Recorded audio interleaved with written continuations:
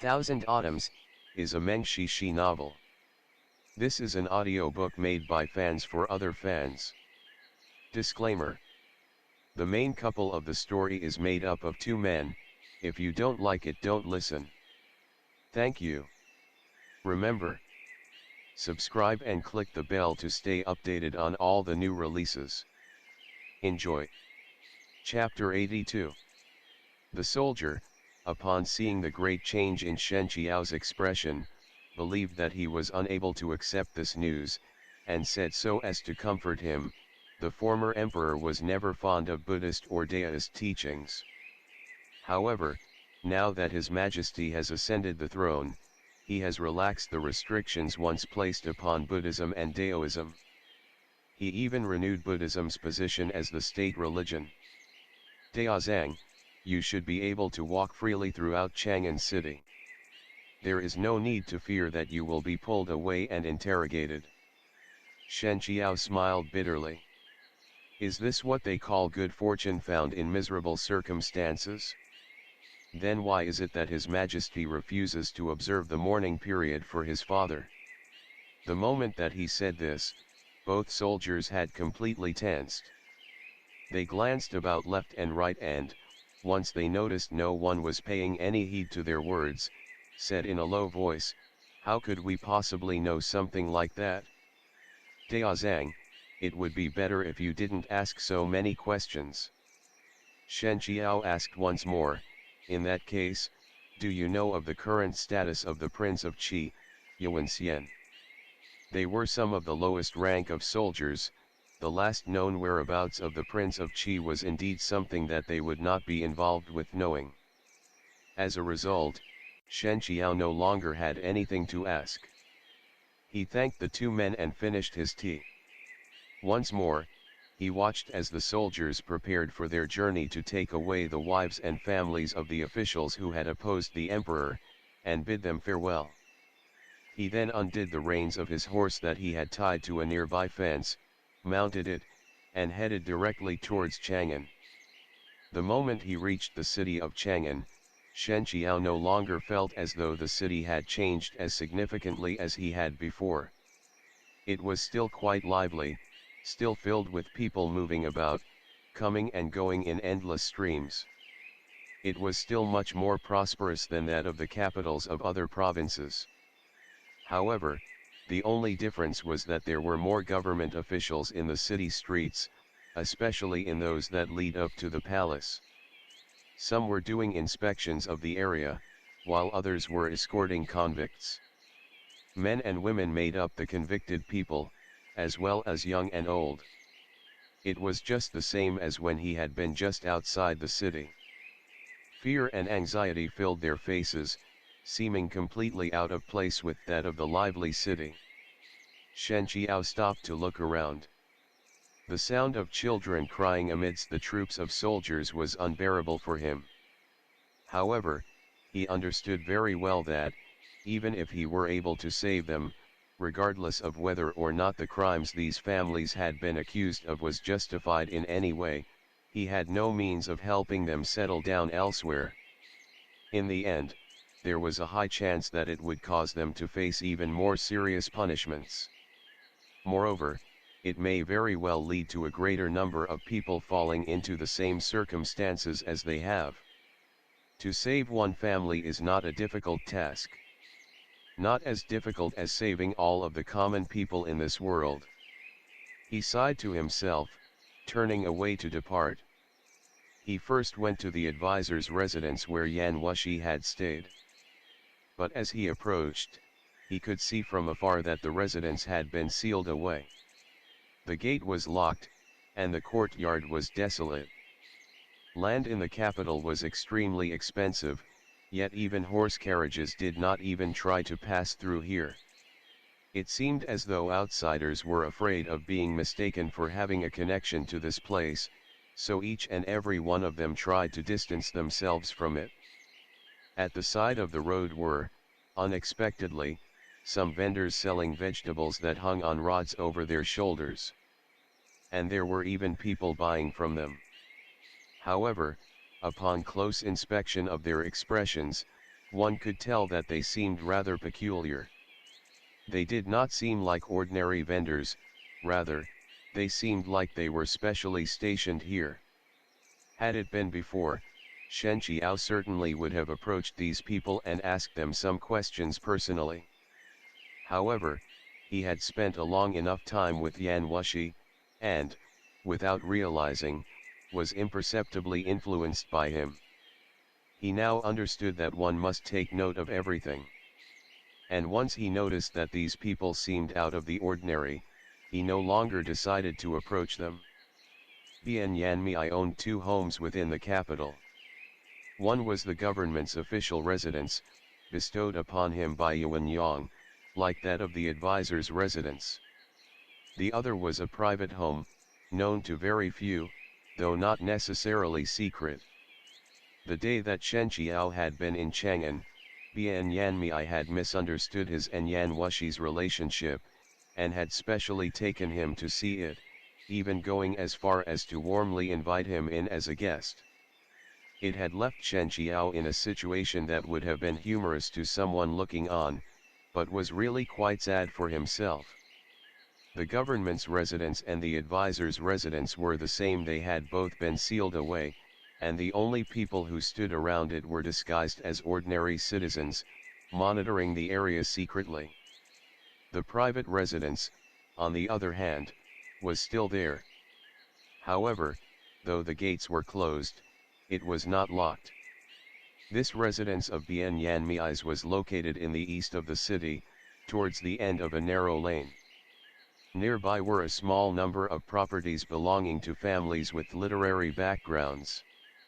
There were no longer the endless stream of horses and carriages belonging to that of the high government officials, nor the clamor of merchants in the marketplace. Instead, it was a very fine and beautifully hidden area. Shen Qiao did not push open the door. Instead, he climbed over the gates. With his wuzhong, going over the gates could be done without a sound, and with a very graceful movement. The home had been tidied up very neatly. The trees and plants were neatly arranged, and not a speck of dust could be seen anywhere. However, it was cold all around.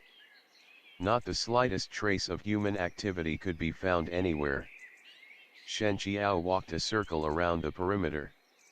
He had gone into every room, but discovered nothing. Where could Bian Yanmei be? These past few years, the power of Huanyu sect was united with that of the regime of Northern Zhou. Once Yuan Yang allowed them a high position in the government and relied on them for their aid, Chang'an was essentially the headquarters of Huanyu sect. However, Huanyu sect was one of the more peculiar of the demonic sects. Yan Wushi had taken in only Bian Yanmei and Yu Shenjun as his disciples. The remaining influence of the sect was scattered across different locations, giving the sect a weak and uncoordinated appearance. But now, no one was left in the capital. And searching for any of them would be like searching for a needle in an ocean. A sound suddenly came from the eastern wing. Though it was very small, it sounded like someone bumping carelessly into a desk. It just happened to originate from the last room that Shen Qiao had yet to enter. It seemed like the person in the room had suppressed their breathing. However, to Shen Qiao, they still made a very distinct noise as they did. He opened the door, taking one step after another, moving towards the screen on the other side. The sound of stifled breathing grew louder still. Shen Qiao approached the bed, stopped towards one end of it, before kneeling down and extending one hand. A surprised shout came from under the bed. Before Shen Qiao could even come in contact with their body, a small figure crawled out the other side, running towards the exit on the other end of the room. However, they did not run very far before suddenly stopping in their tracks. Their Daoist appointment had been closed, and they would not be able to make a sound if they wanted to. Upon their expression was a look of great fear. "Don't be afraid," she heard him say. "I came here looking for an old friend, yet I didn't expect that he and everyone in this residence had deserted it. It was for this reason that I went in to look around. Could you tell me who you are? The image of this handsome Daoist, whose beauty repelled all dust, appeared before her eyes. No matter how you look at him, this man could not possibly be a bad person. Her heart, which had beat wildly just then, slowly became calm. Shen Qiao released her appointment. The girl was still quite young. Though dust covered her face, it could not obscure her originally fair and delicate looks. From her clothes, it seemed that she came from a wealthy family, and had been pampered since birth. The only thing was that he still did not yet know, however, was why she had come running to this place. Could you tell me who you are? The little girl responded bravely. Shen Qiao smiled. My name is Shen Qiao. I am a Daoist from Xuandu mountain. Shen Qiao. The little girl seemed as though she were thinking the name over. Is it the Shen from the Yu Shen, referring to the syrup of an elm tree in the Book of Rites? And the Qiao of the name Yuan Qiao Shan, of the Li Zi's Daoist text, Tang Wen? Yes, precisely those two. Shen Qiao was rather taken aback from the profound literary knowledge this girl possessed despite her small age. May I ask whose daughter you are, and why you are hiding in this place? At the end of the day, she was still very small. She could not wear a serious face for very long. Upon hearing what he said, she finally looked as if she could take a sigh of relief. I heard my Jeju bring Shendaozang up before. Shendaozang, you weren't under orders to come looking for me, were you? Shen Qiao was caught off guard by her knowledge. Who is your Jeju? And who would order me? I am A Yan from the Dou family. My mother is the princess of Xiangyang, the little girl said. Shen Qiao finally understood, then your Jeju was the former emperor, wasn't he? Dou Yan nodded. There are some people surveilling on behalf of my family. They wanted me to enter the palace to greet His Majesty, so I ran away here in secret. I'd planned to go looking for Bian Shu, but I didn't think that he wouldn't be here. And there's people looking for me on the outside just as well, so I'm too afraid to go out. Shen Qiao frowned. What has happened? Your mother is the elder sister of the former emperor, and the aunt of the crown prince. Who would dare to make things difficult for you? The moment he said this, however, he finally realized, who else could possibly make things difficult for them, if not the current emperor himself? Dou Yan bit her lip, as though what she was going to say was difficult for her. Shen Qiao did not pursue the topic. Instead, he responded in a gentle voice, it seems that everyone in this house has left some time ago. It would be no use if you waited around here. Why not return home? Your Anyang will be there, and His Majesty would not dare. No, no. I can't go home. Dou Yan shook her head repeatedly. If I do, His Majesty will have me enter the palace. AUD and Anyang won't be able to stop him. They won't be able to protect me. Shen Qiao watched her speak in such a serious voice, and found that there was nothing else that he could do. Just then, when he was about to ask what she planned to do, he could hear a loud noise from outside, the sound of footsteps, one after another, following the sound of the gates of the residence being forced open. This is not a dangerous place, I'm sure that the residents have already left. There's no need for you to come with me. I can inspect it on my own. The sound of this man's voice was quite familiar. Shen Qiao thought for a moment, before remembering him, Puli Urjian.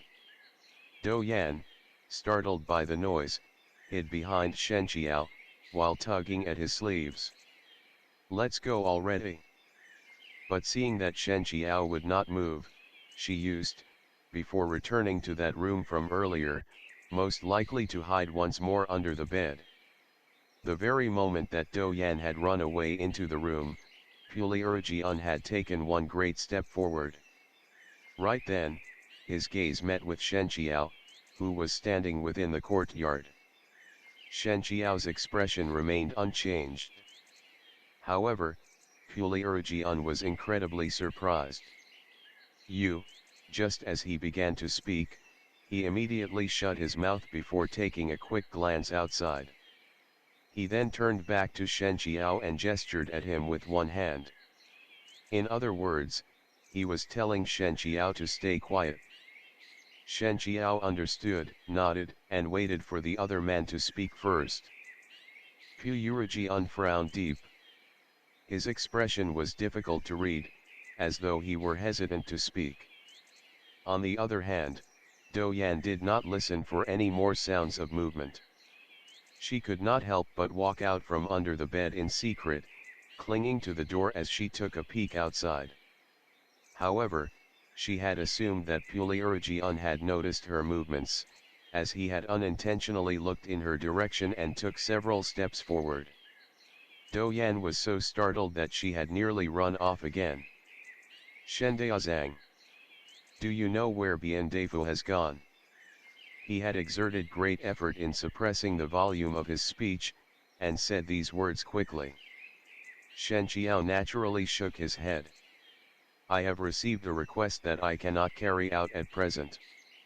I can only trouble Shendeazang to lend a hand, and to please help escort the young lady of the Do family to the Su family residence for the time being.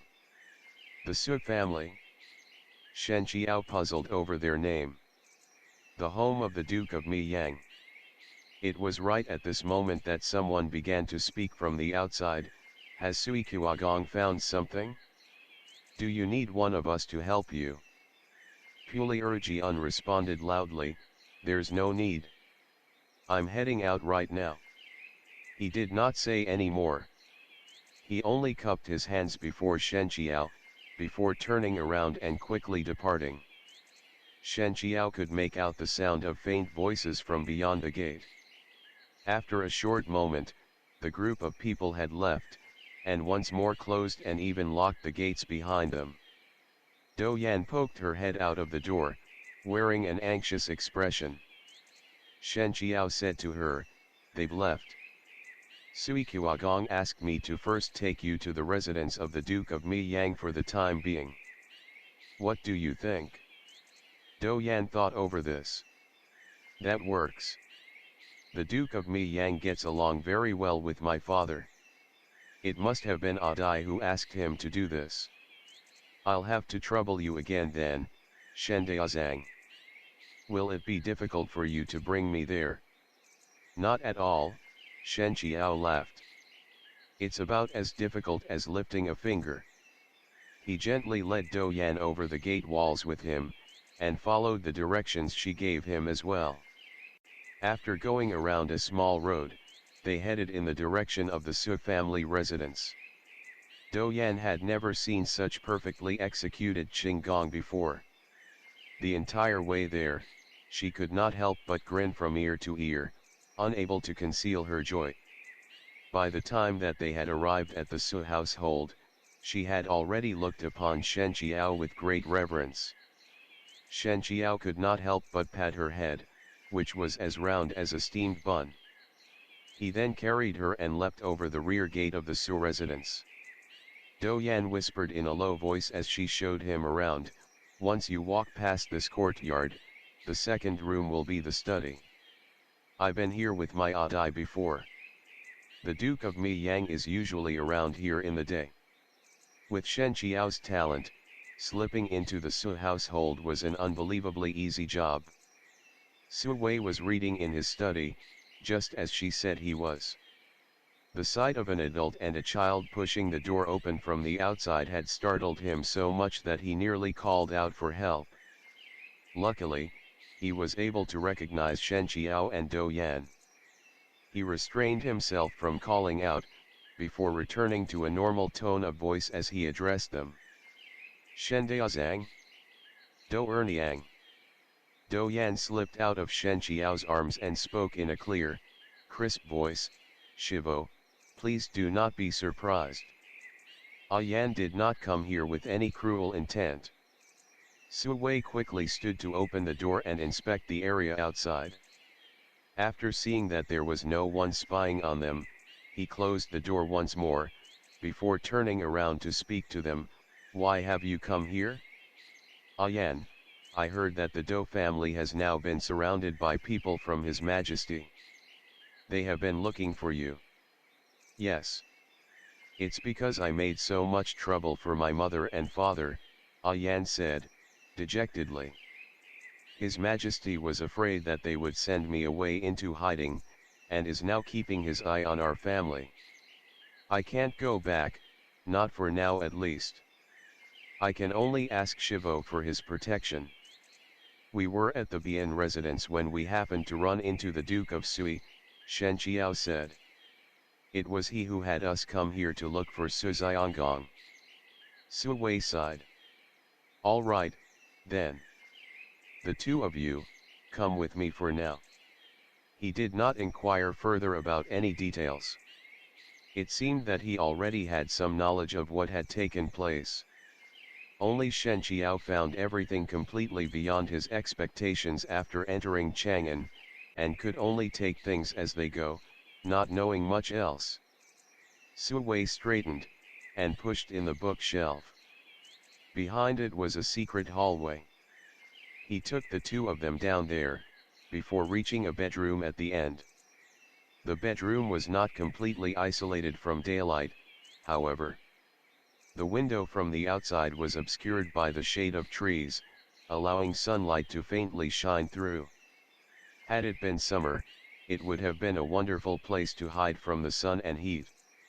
At the same time, it was quite good at hiding people from view, making it very difficult for their pursuers to follow their tracks. A single person stood by the window with their back towards them. His hands were crossed behind him. Seeing Su Wei open the door, he turned around and, upon catching sight of Do Yan, could not help but say, surprised, "Er Niang." From the expression on Do Yan's face, it was clear that she was very familiar with this man. The moment that she saw him, she could not help but exclaim aloud and burst into tears, "Wujiju! It was Bioxian who killed Xiandijiju." The moment that these words left her mouth, the expressions of everyone present revealed complete and utter surprise. End of the chapter. Stay tuned for more BL.